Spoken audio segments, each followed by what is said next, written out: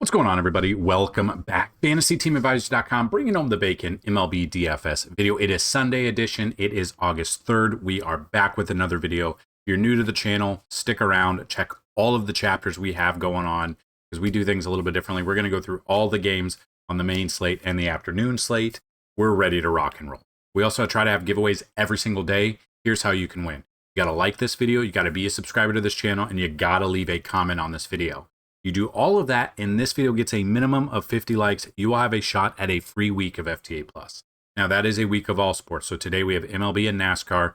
Thursdays we have PGA. Saturdays we have MMA. If this video gets at least 100 likes, you'll have a chance at a free month. 150 likes, a free year. 200 or more likes on this video, a chance at a lifetime pass. Second way to win, somewhere in the video there'll be a keyword or key phrase. Look for it, type it, and have a second shot at a free week.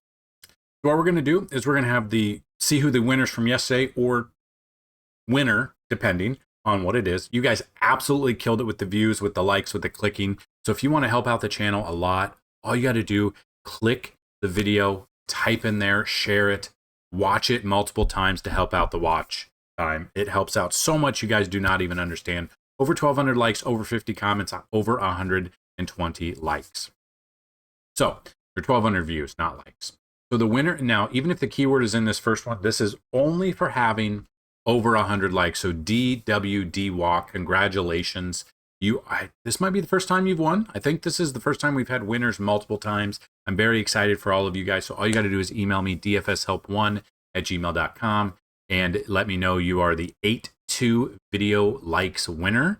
And then let me know if you have a username on our site. If you do not, I just need a username and email and a password, and we will get you set up for your free month of FTA+. Now, you did have the keyword of beer or brewskis, but what we're going to do is we are going to go ahead and still re-roll it for that. So you still have a shot to win as well. Again, we're just going to pick the winner for the keyword like we do every single video. Tina, had you had the keyword, you would have won.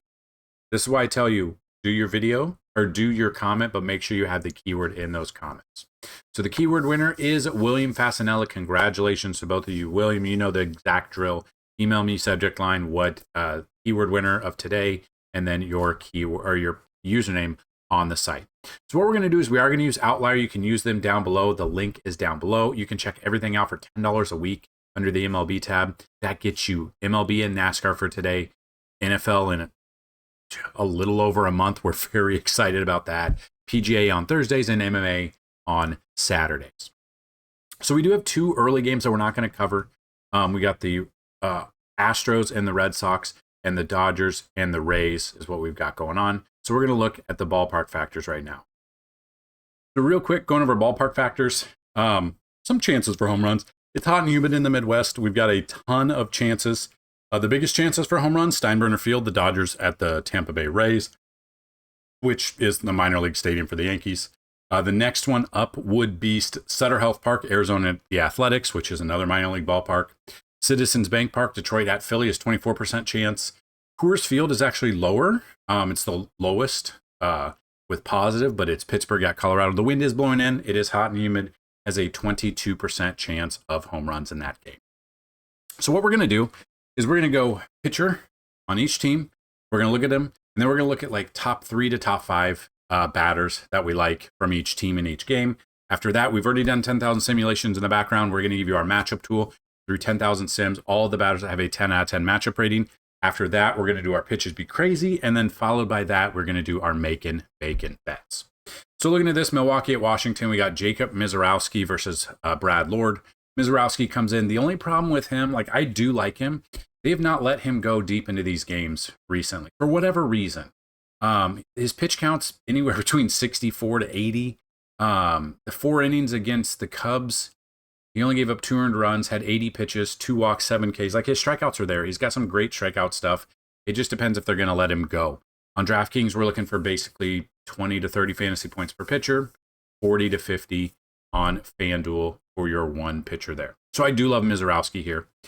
Splits wise, you look at him. Again, he doesn't have a huge sample size, but 3 games on the road, he does have a 4.72 ERA. So for whatever reason, he's just been worse on the road. And that basically came in New York where he gave up 5 earned runs. So it is basically one game where it's been bad. He is very expensive, but I do like him a lot. Then you got Brad Lord. He comes in 3.27 ERA, splits wise. I mean, if you look at this, he's not really hitting value at all. He's not hitting, he's not going deep. 5 innings there, but the rest have been very low. I don't trust him. I'd rather go with Milwaukee. And that's what I would do. I'd go Mizorowski, and then I'd go a full Milwaukee stack here. Christian Yelich, Blake Perkins, if he's in there, Sal Frelick. Isaac Collins would be another one. William Contreras. I am going a full Milwaukee bat stack and Mizorowski as my pitcher. I'm not looking at Washington as much, but if you want to look at them a little bit, maybe a Josh Bell, CJ Abrams, James Wood, you could look at those guys. I'd rather go Mizorowski, though, and then Milwaukee fully. So a 6-game main slate, it's kind of weird. Again, Sundays they're definitely different. You got Kansas City at Toronto. You got Seth Lugo versus Chris Bassett. Lugo just signed that extension not too long ago. Coming against the Braves, he didn't really do much. He's going into the games. He's got a 3 ERA. He is on the road. You look at his splits. He has not faced Toronto this year. Splits away, he does have a worse ERA of 3.44. At 9,000, a little bit scared to use him in cash. Tournaments, I think he's okay. Then you got Chris Bassett coming off a negative fantasy point outing against Baltimore. Baltimore's not a very good team. They hit him well. He did very well against New York. He did decent against San Francisco. Splits-wise, he has not faced Kansas City this year. They can hit. You look at Chris Bassett. When he pitches at home, he's a better ERA of 2.65. So I would use him in tournaments. I would not trust him in cash. That's kind of how I'd feel in this one. I think both pitchers are probably only tournament only. But that's where I'd go. If we're looking at Kansas City bats against Bassett, like Adam Frazier has a home run, that is it. If you look against right-handed pitching this year, Sal Perez, again, Sundays are usually the day of rest, so they did trade away Freddie Fermin, who was the catcher, and then Perez was playing first. They've got Luke Maile, obviously, now, but Perez, 265 with 17 home runs. Pasquantino batting 281 with 14 home runs. I would look at them. Depending, Mike Yastrzemski, I don't mind him, 255 with 8 home runs. A couple more, Bobby Witt Jr., obviously, you would look at, and Maikel Garcia, 295 with 7 home runs. If you don't trust Lugo and you want to go with Toronto bats, no one has a home run, but against righties this year, they're doing pretty good. Bo Bichette batting 298 with 10 home runs. Vladdy batting 280 with 12 home runs. Not George Springer. Addison Barger batting 276 with 15 home runs. Probably be the 3 that I'd go with. Alejandro Kirk's obviously in there as well, but again, being a Sunday, they might rest him. So tournament-wise, I don't mind these as pitchers, but I wouldn't put them in cap. Minnesota at Cleveland. We know Minnesota, I think they traded away 11 people, which is wild. They've called up Jose Urena and a handful of minor leaguers. Urena, you can see, didn't do much. He obviously has been with multiple teams this year. Has not done anything. I wouldn't use him. I'd go Cleveland bats. And T.O. for tournaments, I'm okay with. I don't love it, but I would still go Cleveland bats here. Manzardo, Jose Ramirez, Daniel Schneemann, Stephen Kwan. Just pretty much a full Cleveland stack. Minnesota bats against against T.O. Again, like if you're not an avid baseball enjoyer, you might not even know who some of these guys are. But Minnesota against Cantillo, Ryan Jeffers has a home run. We usually like to take him against lefties. This year against lefties, batting 263 with 1 home run. So I would look at him. I would look at Brooks Lee batting 284 with 2 home runs. Probably Matt Wallner. I think he had a home run on Saturday. I think we could use him. Cody, there's not much. I'd rather take just no pitchers here and just go Cleveland bats. I don't trust much in that game. It's kind of crazy. They traded so many people away. San Francisco at the Mets is next. You got Whisenhunt versus Frankie Montas. Montas comes in 5.46 ERA, coming off negative 0.85 in San Diego in a pitcher's ballpark. He's had a couple of good games, and the rest have been not so much. Now he's going up against San Francisco. Now, San Francisco did trade away some of their guys, but you look at Frankie Montas at home, does have a 3.31, so he is better at home. So you could always throw him in there for tournaments, but I don't know if I trust him. Then you got Carson Whisenhunt, 7.20 ERA, 1 start against Pittsburgh, which they are a bad team. 5 innings, 4 earned runs. 3 strikeouts, 2 walks. So he didn't really do anything against them. I don't think I'd trust him. I'd rather go, honestly, just the bats combined in this one. I'm not trusting the pitching either side. I'd go bats. I'd lean a little bit more towards the Mets bats, obviously. Giants against Frankie Montas. Like, Willie Adames has a home run. Dom Smith has a home run. Against righties, though, they are hitting very well. I would use those two. I'd use Elliot Ramos batting 272 with 11 home runs. Probably Wilmer Flores as well is another one. Then the Mets bats against Wisnott. They've never faced him before, obviously. Against the lefties, they don't do very well. But Cedric Mullins, new guy there, might be starting 298 with 3 home runs. Starling Marte, 389 with 2 home runs. Jeff McNeil batting 317. I would use them. There's always Pete Alonso, Juan Soto. You could use them. Mark Vientos is another one that I don't mind. So those would be what I'm looking at. I'm probably avoiding the pitching. I know it's a 6-game main slate, but that's where I'd be at in the games there. Yankees at Miami. I don't know what's going on. You got Luis Gil coming off the IL. He's been right around 70 pitches. He's in a great matchup here against Miami, but Miami's just had the Yankees number. They put up a ton of runs on Friday, came back in that crazy game. And then you got Edward Cabrera. He's averaging 15.4, 8,000 is what I would look at. I think both pitchers are tournament pitchers. I don't know if I trust them in cash, but if we're not going to go those pitchers and we're going to go just complete bats, New York Mets the Yankees against Cabrera. Ryan McMahon does have a home run. That's the only one. Against right-handed pitching this year, Jason Dominguez batting 290 with 8 bombs. Trent Grisham is another one I'd use with 16 home runs. Ryan McMahon, since coming over, has been great. I would use him. Ben Rice is another one. Obviously, Jazz and Giancarlo Stanton all make a ton of sense here. If you think Gil, now I do love Gil. We'll see if he's, I've got him in both of my year-long leagues, one Dynasty, one redraft. I like what he brings to the table. He's obviously been hurt all year. Going to be a little bit rusty, but he was a stud last year. Against right-handed pitching, though, Miami has been hitting very well this year. Hernandez batting 316, I would look at. Kyle Stowers batting over 300 with over 20 home runs, I would look at. Augusto Ramirez has just been dominating his former team in this series. He is another one that I definitely look at. Add a little bit of Xavier Edwards or Otto Lopez, and you might have yourself a good game. Again, though, Luis Gil, when he is on and healthy, he is a stud. Just don't know which Gil we're going to get. He's obviously done pretty decent in the minors, but this is the major leagues. People can hit a little bit better. Baltimore, Chicago's next. You got Young versus Ray, Colin Ray. So Brandon Young, 6.63 ERA. Splits-wise, or game log-wise, really has not hit value. Splits when he pitches on the road. He's got a 6.23 ERA.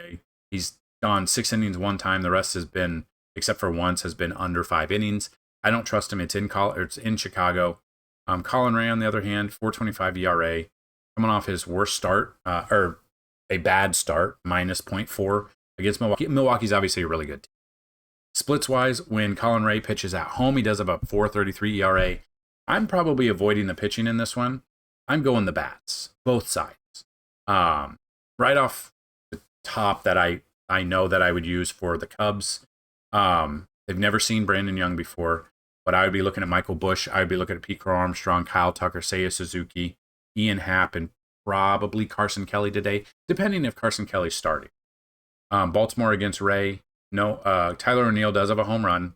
Against righties, Gunnar Henderson batting over 300. I would use Jackson Holiday. I would use probably Jordan Westburg is another one that I would use in this situation here. I just do not trust this pitching. You could always throw him in tournaments, but I'm not. I just do not trust it. So that's the 6-game main slate done. Now we have a 4-game afternoon slate. We've got Arizona at the Athletics. You got Eduardo Rodriguez versus. It's not been confirmed, and I think this is basically what it's going to be the entire rest of the season. We don't know who the Athletics are going to be pitching. Now, it is Sevy's turn in the rotation. He last pitched against Seattle on 7/29. Hold on a second. Yeah, I mean, it should be his turn in the rotation. He's had back-to-back 20-plus games on DraftKings, 28.75 against Houston. Splits-wise, though, he has complained about pitching at home. He's got a 6.34 ERA at home, but his last start did come at home. He had 21.05. The start before that, he had 18.5. Don't mind that. He's got to get that run support. Then you got Erod coming in. We stacked Detroit against him. He gave up 5 earned runs in that game, 7.5 fantasy points. He really hasn't hit value since June 23rd, and he's only hit value a couple other times since then or before then. Going into this ballpark where the wind is blowing out and it's a minor league ballpark, the ball absolutely just skyrockets. The other game, so we have 2 games early. We have the Sunday Night Baseball game that is not on this slate. And then we get always, if Colorado is playing at home, they're never on these slates. It's weird the way it's set up. So if we look at this, I'm probably avoiding the pitching. I'm probably looking at the bats overall. Arizona bats that I don't mind, Ketel Marte, Geraldo Perdomo, Lourdes Gurriel Jr., Corbin Carroll, probably. You could get Locklear here, be a cheaper option. Then the Athletics against Erod. Urshela has a home run, and Langeliers has one. I would use Langeliers. He's batting over 400 this year against lefties if he gets the start. I would look at him. I would look at they're not JJ Bleday. They're not doing as well though this year against lefties overall. Brent Rooker batting over 300 with 5 home runs. I would look at there. And Urshela only batting 166. He has had success against Erod in the past. Kind of scares me a little bit there. Yeah, that's what I would look at. I'm avoiding the pitching. Again, it's a 4-game slate. I don't know if I'll even play this slate, but I wanted to bring it to you. Then you got the White Sox at the Angels. Sean Burke versus Kachanowicz. I know that's not how you say his name. I do not remember. Sean Burke, his last start, 18.9 against the Cubs. Splits-wise, he has faced the Angels once this year. He went 6 innings, no earned runs, only 3 strikeouts. He did get 21.1. Now, again, 6,700. It's cheaper. When he pitches on the road, he's got a 4.7 ERA. So tournament Sean Burke is okay in my book. But again, he has not hit value. The other, I think 2 or 3 times we've used him, he's not hit the value we wanted. Then we got Jack here. He has not done jack. 21 fantasy points against the Yankees. Other than that, it's been kind of up and down. Splits-wise, he's faced the White Sox once. 15.1, 6 innings, 2 earned runs. Honestly, he pitches at home. He's got a 6 ERA, so his ERA is elevated regardless of where he's pitching. I don't trust him. I really don't trust either pitcher. I'd rather look at the bats. So White Sox never hit a home run against him, but against right-handed pitching, if you're looking at him, I could look at Kyle Teel batting 291 with 2 home runs. Miguel Vargas batting 229 with 11. Lenyn Sosa batting 291 with 9. Mike Tauchman batting 295 with 4 home runs. Montgomery's also batting 350 at bats. So you could throw him in there as well, Colson Montgomery. Then the Angels against Burke. They haven't done anything against him. Against right-handed pitching, though, Zach Neto I would look at, batting 291 with 11 home runs. Taylor Ward batting 223 with 20. Joe Adell batting 226 with 16 are the top 3 that I would look at through 10,000 simulation. Now, anything can happen. It can update because we do 20,000 simulations a day. St. Louis at San Diego, it is a pitcher's ballpark. Dylan Cease, I really thought he would get traded. He's going up against St. Louis. He's been kind of up and down this year too. Has not faced St. Louis this year, pitching at home, which is a pitcher's ballpark. He does have a better ERA, but it's 3.99. It is up there. And then Andre Palante, 4.62 ERA, coming off a really good start, 26.55 against Miami. Splits-wise, look at him pitching on the road. He's got a 4.82. He's just been worse on the road. And San Diego, they do hit lefties better, or righties better. So we'll look at those numbers there. I know Tatis Machado and Luis Ariz, I believe. Well, let's just look. St. Louis against Cease. Wilson Contreras has a home run. That is it. Against right-handed pitching, though, I'd look at Burleson. I'd look at Donovan. I would look at Contreras. Probably Victor Scott and probably Mason Wynn if I'm trying to build a competitive lineup there.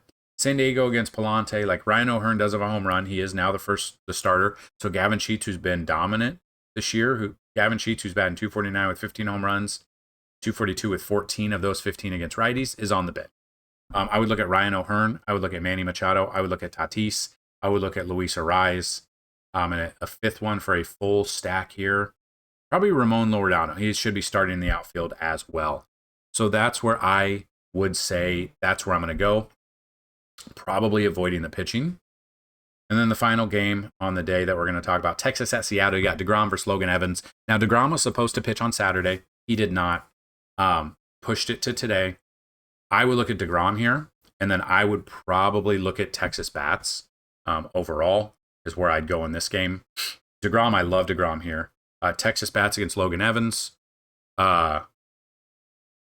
Nothing really going on. They haven't had success against him. Against right-handed pitching, if I'm looking at bats, Wyatt Langford batting 249, Corey Seager I would look at, Josh Smith I would look at. For a full stack, I'm probably looking at...